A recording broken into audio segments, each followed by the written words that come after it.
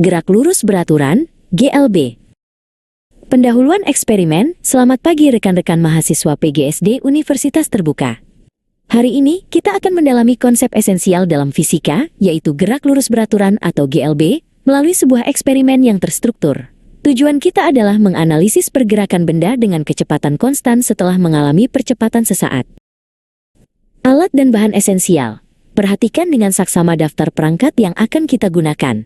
Kita memerlukan katrol gantung tunggal, stopwatch, penggaris, 2 buah beban gantung 100 GR, M1 dan M2, statif dan klem, benang kasur, plastisin, dan yang krusial beban tambahan, M.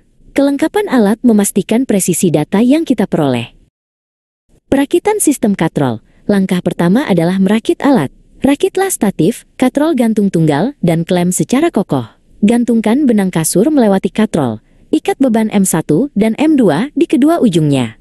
Tambahkan beban tambahan, M di atas, M1. Ini akan menciptakan sistem mirip mesin atut yang dimodifikasi. Penentuan titik awal GLB. Setelah perakitan, tentukan titik permulaan gerak lurus beraturan. Poin B dan C dari panduan mengharuskan kita memastikan beban tambahan, M, tertinggal di ring naik. Tandai ketinggian awal beban M sebagai titik A, yang merupakan titik pelepasan beban M.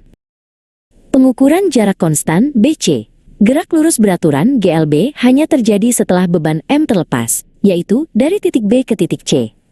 Ukurlah panjang lintasan BC dengan cermat menggunakan penggaris. Jarak ini harus dijaga konstan sepanjang 5 kali percobaan. Catat nilai S ini sebagai variabel kontrol. Eksperimen gerak dan pencatatan waktu. Langkah E adalah inti percobaan. Biarkan sistem bergerak, M1 dengan M turun, M2 naik. Saat M tertinggal di A, M1 mulai bergerak GLB dari B ke C. Gunakan stopwatch untuk mencatat waktu. KT yang diperlukan M1 bergerak dari B ke C. Pelepasan dan pencatatan harus sinkron. Analisis tantangan awal, Pak. Waktu yang saya catat pada percobaan pertama tampaknya tidak konsisten, ujar Riksa. Pak Riswanto menjelaskan, gerak beban M1 setelah M terlepas mungkin masih dipengaruhi oleh inersia sesaat dan gesekan. Pastikan titik B diletakkan cukup jauh dari A agar GLB benar-benar dimulai. Variasi eksperimen. Untuk memverifikasi konsep GLB, kita ulangi percobaan sebanyak 5 kali. Sesuai panduan F, jarak BC tetap konstan, namun kita ubah ketinggian titik A, yang berarti kita memvariasikan kecepatan awal GLBV. Semakin tinggi A, semakin besar V awal yang dihasilkan saat M terlepas. Pencatatan dan pengolahan data. Langkah terakhir, G, adalah mencatat seluruh data waktu, T pada tabel observasi. Setelah 5 kali pengulangan, hitung rata-rata waktu untuk setiap variasi A. Kemudian, hitunglah kecepatan V, menggunakan rumus V sama dengan S dibagi T garis bawah rata-rata. Kecepatan ini, idealnya harus mendekati konstan, menguatkan konsep GLB.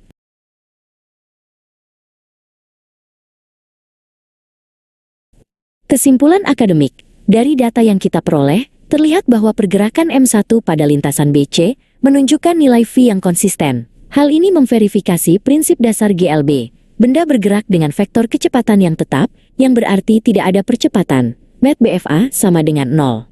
Pemahaman ini fundamental untuk analisis gerak yang lebih kompleks.